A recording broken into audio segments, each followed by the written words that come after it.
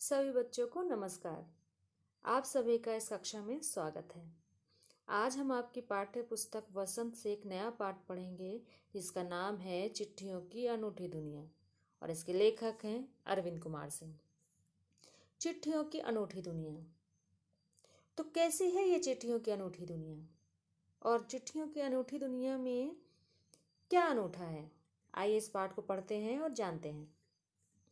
पत्रों की दुनिया भी अजीबोगरीब है और उसकी उपयोगिता हमेशा से बनी रही है। पत्र जो काम कर सकते हैं वह संचार का आधुनिकतम साधन नहीं कर सकता है। पत्र जैसा संतोष फोन या एसएमएस का संदेश कहाँ दे सकता है।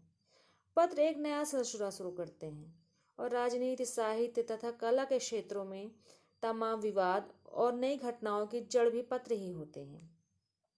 दुनिया का तमाम साहित्य पत्रों पर केंद्रित है और मानव सभ्यता के विकास में इन पत्रों ने अनूठी भूमिका निभाई है।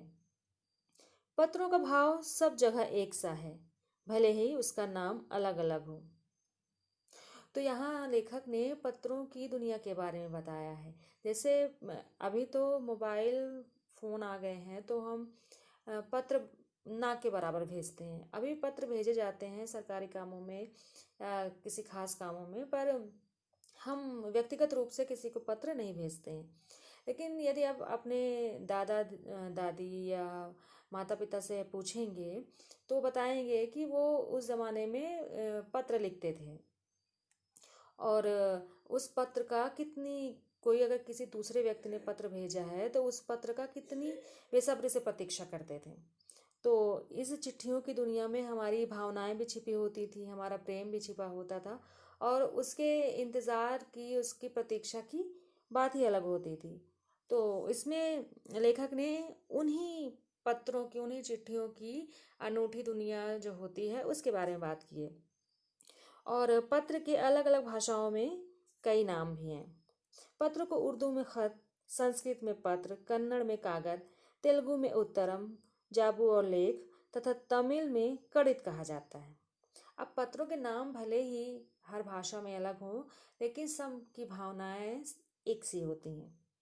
पत्र यादों को सहेज कर रखते हैं, इसमें किसी को संदेह नहीं है। हर एक की अपनी पत्र लेखन कला है और हर एक के पत्रों का अपना दायरा। दुनिया भर में रोज करोड़ों पत्र एक दूसरे को तलाशते तमाम ठिकानों तक पहुंचते हैं। भारत में ही रोज 4.5 करोड़ चिट्ठियां डाक में डाली जाती हैं, जो साबित करती हैं कि पत्र कितनी अहमियत रखते हैं। पंडित जवाहरलाल नेहरू ने सन 1953 में सही ही कहा था कि हजारों सालों तक संचार का साधन केवल हरकारे अर्थात रनर्स या दूत या फिर तेज घोड़े रहे हैं। उसके बाद पहिए आए, पर रेलवे और तार से भारी बदलाव आया। तार ने रेलों से भी तेज गति से संवाद पहुंचाने का सिलसिला शुरू किया। अब टेलीफोन, वायरलेस और आगे रडार, दुनिया बदल रहा है। तो हजारों साल पहले जब ना डाक था और ना रेलवे थी, तब जो है जो पत्र भेजे जाते थे तो या उसे कोई हरकारे लेकर जाते, अर्थात कोई दूत या कबूतर से भी पत्र भेजने की बात हम पढ़ते हैं। और घोड़े, हाथी, राजाओं के ज़माने में ये इन सब से पत्र का आदान प्रदान होता था। लेकिन अब जो है टेलीफोन, वायरलेस और अब नए ज़माने में तो मोबाइल फ़ोन भी आ गए हैं, जिससे तो संदेश भेजने का जो सिलसिला है बहुत तेज़ हो गया है, पर उसे हम सहेज नहीं पाते हैं। पिछली शताब्दी में पत्र लेखन ने एक कला का रूप ले लिया। डाक व्यवस्था के सुधार के साथ पत्रों को सही दिशा देने के लिए विशेष प्रयास किए गए।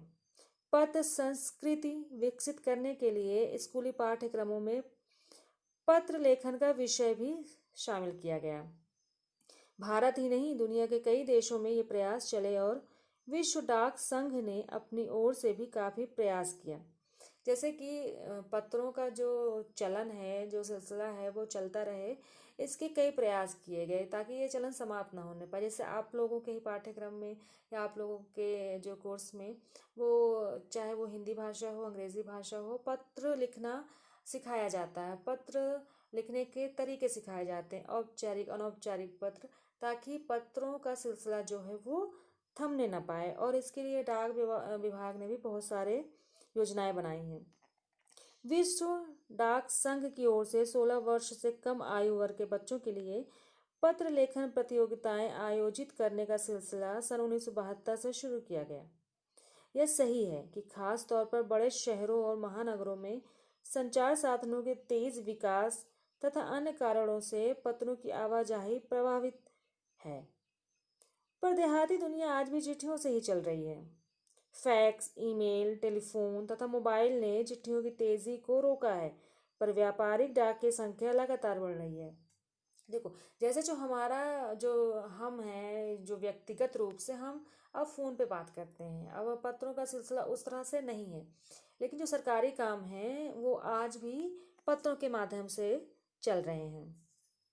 जहाँ तक पत्रों का सवाल है, अगर आप बारीकी से उसकी तह में जाएं तो आपको ऐसा कोई नहीं मिलेगा जिसने कभी किसी को पत्र ना लिखा या ना लिखाया हो, या पत्रों का बेसब्री से जिसने इंतज़ार ना किया हो। हमारे सैनिक तो पत्रों का जिस उत्सुकता से इंतज़ार करते हैं उसकी कोई मिसाल ही नहीं है। एक दौर था जब लोग पत्रों का महीनों इंतज़ार करते थे, पर अब वह बात नहीं। परिवहन साधनों के विकास ने दूरी बहुत घटा दी है। पहले लोगों के लिए संचार का इकलौता साधन चिट्ठी ही थी, पर आज और भी साधन विकसित हो चुके हैं। देखो, पहले जो पत्र भेजे जाते थे तो उनको पहुंचने में समय लगता था, है ना। तो फिर जब डाक विभाग आया तो वो पत्र जाने में जल्दी होने लगी। लेकिन आजकल जो है आजकल भी पत्र भेजे जाते हैं। जैसे जो हमारे सैनिक दूर दराज हैं वो पत्रों के माध्यम से अपने घर वालों का हाल चाल पूछते हैं। लेकिन आजकल मोबाइल आने से हमारा जो व्यक्तिगत अनुभव है वो पत्रों के लिए इतना ज़्यादा नहीं रहा। आज देश में ऐसे लोगों की कमी नहीं है जो अपने पुरखों की चिट्ठियों को सहेज और संजोकर विरासत के रूप में रखे हुए हों, या फिर बड़े बड़े लेखक, पत्रकारों, उद्यमी, कवि, प्रशासक, सन्यासी या किसान, इनकी पत्र रचनाएं अपने आप में अनुसंधान का विषय हैं। अगर आज जैसे संचार साधन होते तो पंडित नेहरू अपनी पुत्री इंदिरा गांधी को फोन करते, प्रताप पिता के पत्र पुत्री के नाम नहीं लिखे जाते, जो देश के करोड़ों लोगों को प्रेरणा देते हैं। तो जैसे कि अगर उस ज़माने में फ़ोन की ऐसी सुविधा होती, आसान सुविधा होती, तो हमारे देश के प्रथम प्रधानमंत्री पंडित जवाहरलाल नेहरू अपनी पुत्री को जो है पत्र ना लिखते, और उनके लिखे पत्र जो हैं वो आज भी सहेज कर रखे हुए हैं। उनसे उन पत्रों को पढ़कर हमें उनके बीच के अटूट प्रेम का पता चलता है। पत्रों को तो आप सहेज कर रख लेते हैं, पर ऐसे में संदेशों को आप जल्दी ही भूल जाते हैं। कितने संदेशों को आप सहेज कर रख सकते हैं? तमाम महान हस्तियों की तो सबसे बड़ी यादगार या धरोहर उनके द्वारा लिखे गए पत्र ही हैं। भारत में इस श्रेणी में राष्ट्रपिता महात्मा गांधी को सबसे आगे रखा जा सकता है। दुनिया के तमाम संग्रहालय जानी मानी हस्तियों के पत्रों का अनूठा संकलन भी है। तमाम पत्र देश, काल और समाज को जानने समझने का असली पैमाना है। भारत में आज़ादी के पहले महासंग्राम के दिनों में जो कुछ अंग्रेज अफसरों ने अपने परिवारजनों के पत्र में लिखे, वे आगे चलकर बहुत महत्व की पुस्तक तक बन गए। इन पत्रों ने साबित किया कि यह संग्राम कितनी ज़मीनी मजबूती लिए हुए था। जो पुराने ज़माने में किसी खास व्यक्ति ने पत्र लिखे, वो सारे पत्र जो है म्यूजियम्स में, संग्रहालयों में अभी भी सहेज कर रखे गए हैं। तो इनसे हम देखते हैं कि पत्रों की कितनी महत्ता है। आजकल मोबाइल में मैसेज आता है ना, तो हम मैसेज इरेज भी कर देते हैं, और कई बार फ़ोन ख़राब हो गया तो सारे मैसेजेस चले भी जाते हैं। लेकिन अगर हम चिट्ठियों की बात करें तो हम चिट्ठियों को हमेशा के लिए भी सहेज कर रख सकते हैं।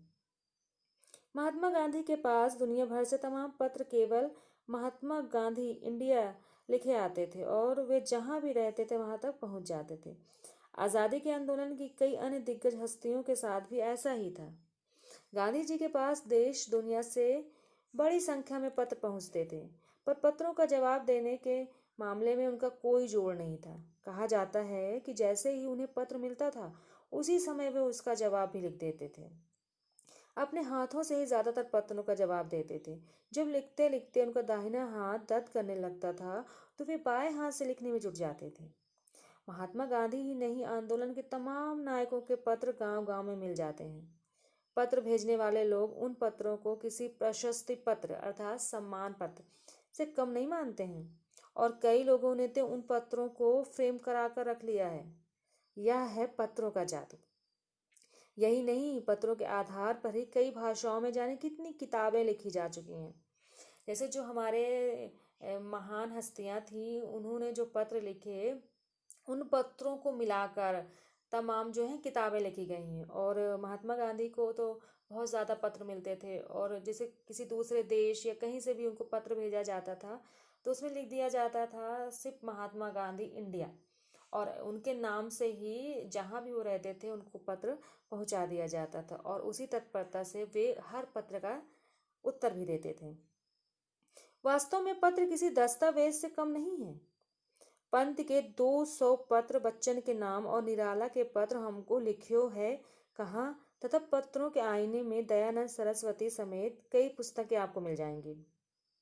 कहा जाता है कि प्रेमचंद खास तौर पर नए लेखकों को बहुत प्रेरक जवाब देते थे, तथा पत्रों के जवाब में वे बहुत मुस्तैद रहते थे।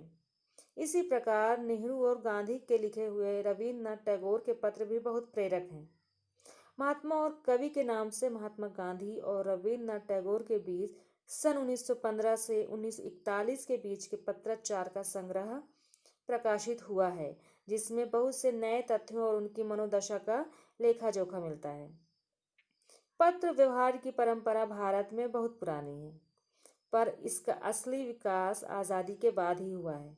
तमाम सरकारी विभागों की तुलना में सबसे ज़्यादा गुडविल डाक विभाग की ही है।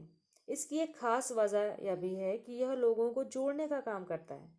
घर घर तक इसकी पहुंच है। संचार के तमाम उन्नत साधनों के बाद भी चिट्ठी पत्री की हैसियत बरकरार है। शहरी इलाकों में आलीशान हवेलियां हों या फिर झोपड़पट्टियों में रहने वाले लोग, दुर्गम जंगलों से घिरे गांव हों या फिर बर्फबारी के बीच जी रहे पहाड़ों के लोग, समुद्र तट पर रह रहे मछुआरे हों या फिर रेगिस्तान की ढाणियों में रह रहे लोग, आज भी खतों का सबसे अधिक बेसब्री से इंतजार होता है।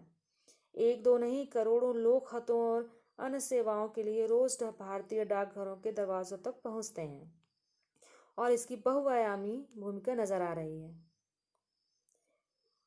दूर देहात में लाखों लोग गरीब घरों में चूल्हे मनी ऑर्डर अर्थव्यवस्था से ही जलते हैं।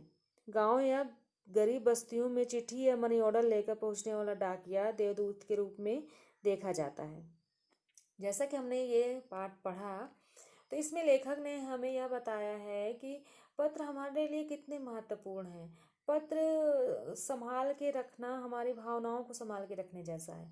पहले जो पुराने ज़माने में पत्र भेजे जाते थे, वो पत्र आज भी संभाल कर रखे गए हैं। किसी महान हस्ती के पत्रों को एकत्रित करके उसका एक उस पुस्तक के रूप में प्रकाशित किया गया है, जिससे आम जनता या हम लोग जो भी नई पीढ़ी है उन पत्रों को पढ़े और उस समय उनकी मनोदशा के बारे में जाने। और आप भी अगर अपने माता पिता से पूछेंगे तो शायद उन्होंने भी जो है कई पत्रों को संभाल कर रखा होगा। तो ये है हमारी पत्रों की अनूठी दुनिया। इसमें कुछ प्रश्न हैं, जैसे कि पत्र जैसा संतोष फ़ोन या एसएमएस का संदेश क्यों नहीं दे सकता।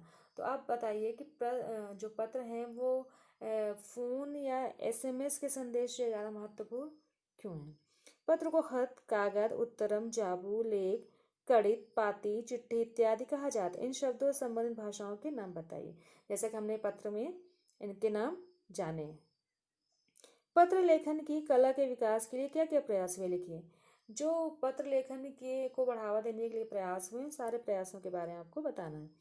पत्र धरोहर हो सकते हैं, लेकिन एसएमएस क्यों नहीं, तर्क सहित अपना विचार दीजिए। पत्र को इतना महत्वपूर्ण क्यों माना जाता है कि वो धरोहर बन सकते हैं, पर एसएमएस नहीं, ऐसा क्यों है। क्या चिट्ठियों की जगह कभी फैक्स, ईमेल, टेलीफोन तथा मोबाइल ले सकते हैं। जो चिट्ठियों का अपना सुकून था, अपनी उसमें भावनाएं छिपी थी, क्या वैसी जगह एसएमएस ले सकता है?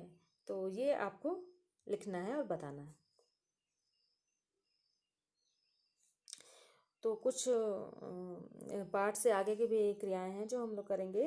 किसी के लिए बिना टिकट सादे लिफाफे पर सही पता लिखकर पत्र बैरंग भेजने पर कौन कौन सी कठिनाई आ सकती है, पता कीजिए। जैसे कि हमने किसी को पत्र भेजा और उसमें टिकट नहीं लगाया तो वो वापस आ जाता है, तो उसमें क्या क्या कठिनाइयाँ होती है ये आपको पता करना और लिखना है। तो आज की कक्षा यहीं समाप्त होती है, और मैं आशा करती हूँ कि आपने इस पत्रों की अनूठी दुनिया का बहुत आनंद लिया होगा। धन्यवाद।